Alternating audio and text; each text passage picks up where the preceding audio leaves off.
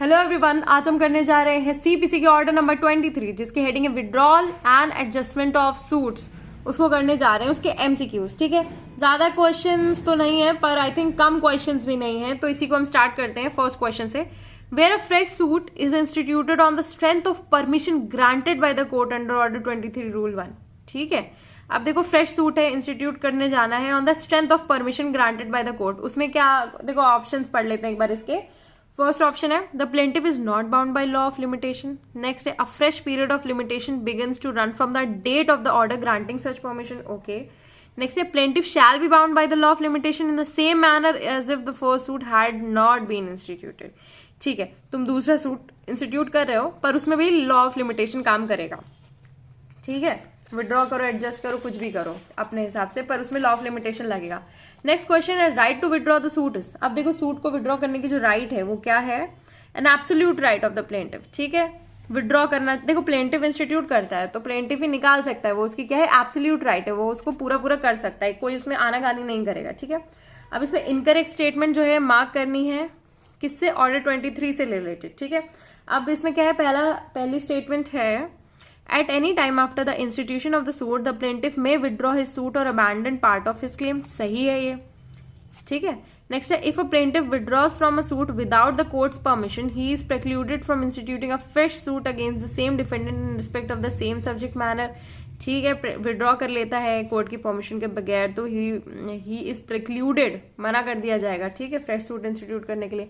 Next है if the court is satisfied that the suit must fail by reason of some formal defect or there are other sufficient ground it may allow the withdrawal from suit। हाँ ठीक है, court खुद भी allow कर देगा, court से permission तो लेनी ही होगी, अब अलाउ कर देगा कोर्ट की, ठीक है यार इसमें कुछ चिकी पिकी दिक्कत हो रही है, कर लो। नेक्स्ट है where there are several plaintiffs. ठीक है, the court can allow one of them to withdraw even if the other co plaintiffs do not consent to such withdrawal. नहीं, ऐसी नाइंसाफी हमारे कोर्ट्स नहीं करने देंगे। ठीक है, नेक्स्ट क्वेश्चन है parties to the suit can compromise in the suit. ठीक है, पार्टीज जो है सूट की वो कॉम्प्रोमाइज कर सकती हैं, कौन से उसमें ऑर्डर में, देखो ऑर्डर 23 में कर सकती हैं, रूल 3 ऑफ सीपीसी। ठीक है, रूल 3 में पार्टीज जो है वो कॉम्प्रोमाइज कर सकती हैं, parties to the suit can compromise in a suit, है ना। ये अब कॉम्प्रोमाइज को हम लोग सीआरपीसी में किससे मानते हैं, कंपाउंडिंग ऑफ ऑफेंसेस। ठीक है, कंपाउंडिंग ऑफ ऑफेंसेस, इसलिए रूल 3 जो है वो इंपॉर्टेंट हो जाता है ऑर्डर नंबर 23 का। ठीक है, नेक्स्ट इसके बाद है the order noting compromise amongst the parties is passed under the provisions of CPC, rule 3 of CPC. अब देखो कैसे होगा वो ऑर्डर, नोटिंग उसकी क्या होगी, has to be in writing and duly signed by the respective parties. सिर्फ लिखने से क्या होगा, लिखा तो इसीलिए जाएगा ना ताकि सिग्नेचर वगैरह मिल पाए, है ना। नेक्स्ट क्वेश्चन है कॉम्प्रोमाइज अंडर ऑर्डर 23। ठीक है, ऑर्डर 23 में कॉम्प्रोमाइज हो रहा है, रूल 3 में कॉम्प्रोमाइज हो रहा है, हम समझ गए। वो कैसे होगा, must be in writing and signed by the parties. ठीक है, रिटन होगा और साइंड बाय द पार्टीज होगा।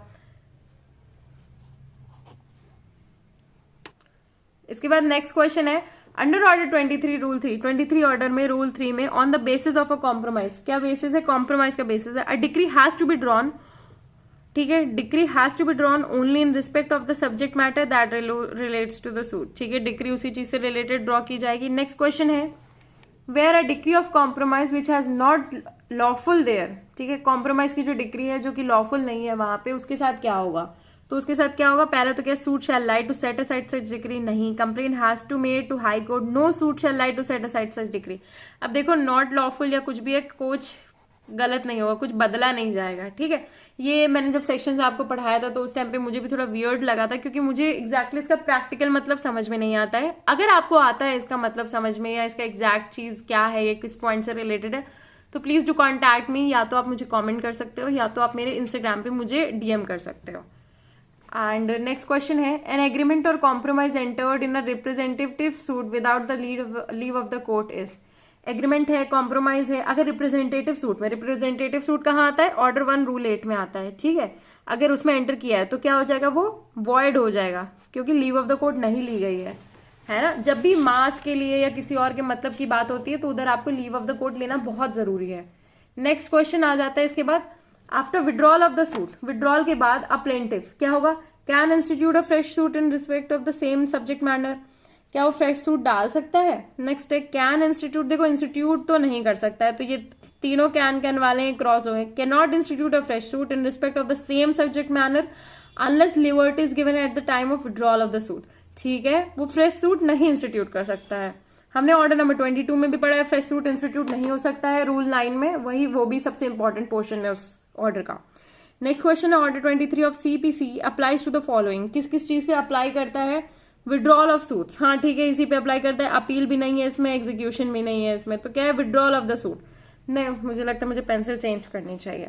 नेक्स्ट क्वेश्चन है अ suit filed in representative capacity can be withdrawn, compromised and abandoned etcetera by the plaintiff. ठीक है, ये सब चीजें की जा सकती हैं किसमें? After notice to all the person. हाँ ठीक है, नोटिस जरूरी है सभी लोगों को।